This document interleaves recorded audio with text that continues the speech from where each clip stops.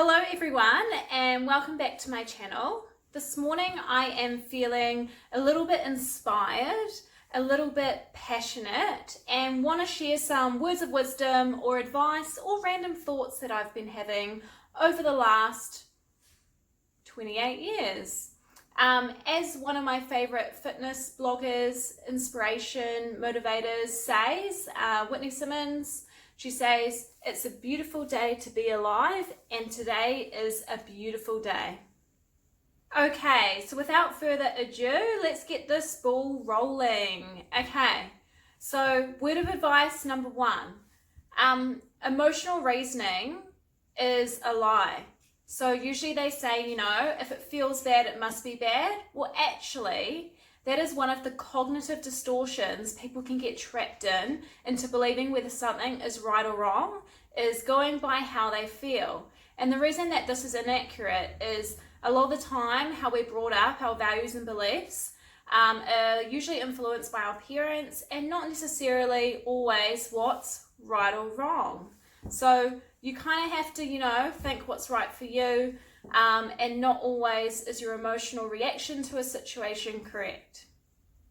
Okay, so the term procrastination is a thing, and I've just realized that I'm a procrastinator, and what that means is we get things done before the deadline and we can't bear things weighing down on our shoulders. So most people fit the other severity of procrastination, whereas precrastination is actually a thing. Who knew?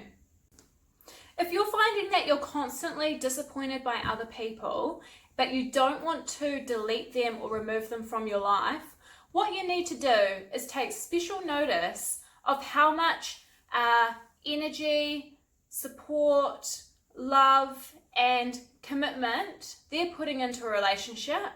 And so if they're putting in this much and you're putting in this much, you're always going to be disappointed.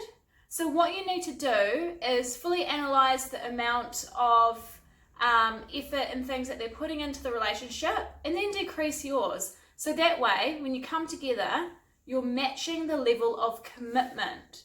So that is a top way to avoid disappointment in other people, because usually disappointment leads to expectations around being treated or having the same thought or relationship with what you're willing to give someone, but not always is that going to work out. So if you want to avoid disappointment, match their energy and their effort levels.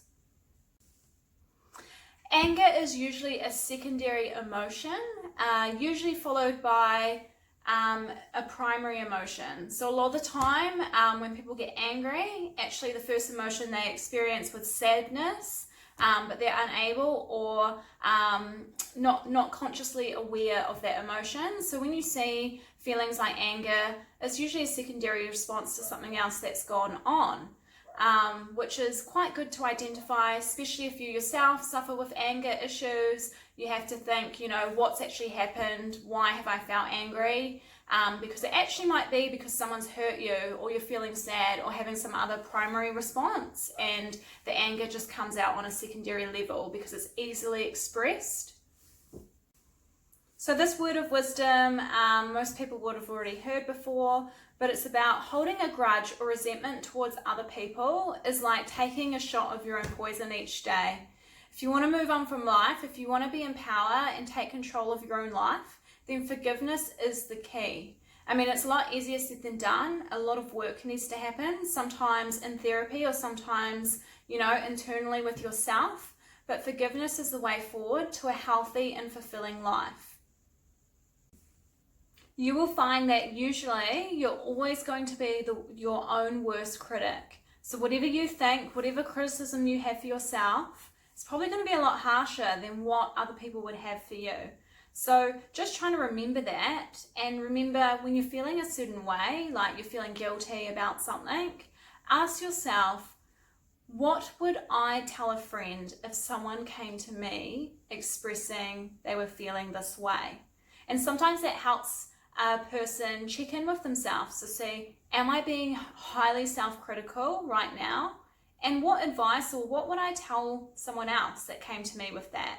So that's all about, addressing what negative automatic thoughts you have about yourself and knowing that no one will ever criticize you as much as you criticize yourself. So you need to be kind to yourself, learn to love yourself, and that's a huge journey, a huge process, but honestly, it's worthwhile and highly recommended. Avoidance never solves anything. Usually you need to be direct, empower yourself, and face those things that causes you the anxiety. They say bravery isn't the absence of fear, it's having the fear, but being able to do it anyway. So don't avoid, take control, go do it, you'll feel better afterwards, trust me. People only treat you the way you let them treat you. So if you're unhappy with how people are treating you, you need to actually have a look in the mirror and be like, how am I allowing this to happen? What am I doing to enable this behavior? And once you start doing that, once you take control for your life and stop becoming a victim, then you're going to create the life you want. So remember that. People only treat you how you let them. This word of wisdom took me a long time to fully gauge and understand and accept. So that is around attention does not mean value, especially from the opposite sex. So if someone gives you lots of attention, it does not mean they value or like you. So just beware. Whatever attention you get, sometimes good or bad, doesn't always equate to how they value you as a person. Stop caring so much about what you hear other people say about you. Usually, in my experience, your reputation supersedes any rumor or gossip that's going around.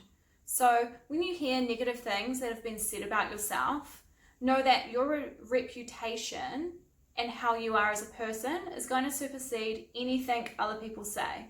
So a lot of the time when people are, insecure or threatened, they will spread negative information or gossip about you, but just know that the ones who truly know you, the people you care about, will know the truth, and that your reputation as a person will conquer all of those gossips, all of those things that are said about you. So just try not worry about it.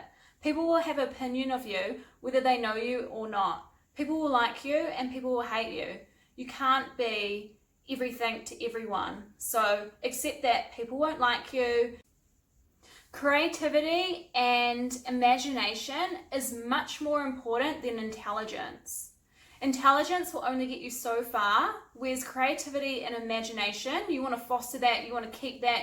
If you have children, that's what you really want to grow within them, because that's where the entrepreneurs come from. That's where the problem solvers are. If you can be creative, if you can tackle something, by looking outside the box, then that's much better than being intelligent and being able to, solve an equation or recite some historical text you read 10 years ago. So foster creativity and imagination. Intelligence isn't as important as those two aspects. Learn who you are as a person. Now, your sense of self might change, especially like when I think about myself and I think about my younger 20s to now, like, wow, if only I had this sort of wisdom when I was younger. But I guess that's the unfortunate, saying with that youth is wasted on the young. Probably true. But yeah, learn to know who you are. Learn what your weaknesses are. Learn what your strengths are. Hone in on your strengths. Look at your weaknesses and maybe how you can improve or tweak, what you need to do. No one's perfect. We've all got our baggage. We've all got our faults. And just being aware of them to create awareness can help us challenge them and change them. So I guess, become an expert in your own life. Know what's best for you. Know who you are. And I guess it's not always nice to look at, the deepest, darkest, things about ourselves, but it's really empowering, so do it. Trust it, learn through the process, and you will grow. You will get the life that you want, and you will feel empowered. You'll have stronger relationships, and you will be fulfilled. Trust me. Learn the difference between knowing what you can and can't control. Learn the difference between changing yourself and changing a person. You can't change a person, you can change yourself. You can't control situations, but you can control how you respond to them.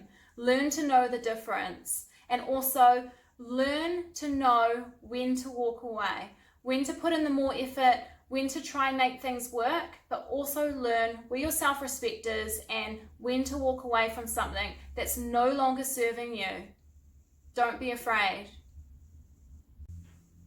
Understand that everything in life is subjective. How we view the world, our interactions, everything around us is our own experience, and that other people have completely different experiences or thoughts or interpretations to exactly the same events. When you realize that your way is just one of the many ways and not the right way, you will become a much more well-rounded and able to accept other differences in life and not let things upset you. So never try and impose your beliefs and values on someone else, because they're going to have a whole nother collection of what life means to them and how they view their subjective experiences. I found that the best people in life are the passionate people. I want to surround myself with people who are passionate about different things, who, you know, even if it was about rocks or something I have no interest or like no understanding in, I want to surround myself with the people who are passionate, because those sorts of people really inspire and drive me. And the more people I find that are able to do that for myself, I mean, I hope that I inspire and drive other people, even by doing like this avenue, you know, it's all just about giving it a go. But yeah, you want to surround yourself with really passionate people, because you'll learn a lot from them, and it rubs off on you, you know, people's energies. So if I can recommend, you know, any sort of friend, it's finding the passionate ones.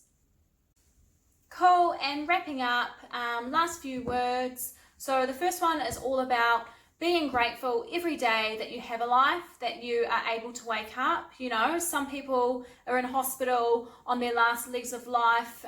Maybe they're waiting for an organ transplant that they're never going to get. Maybe they've been suffering from cancer.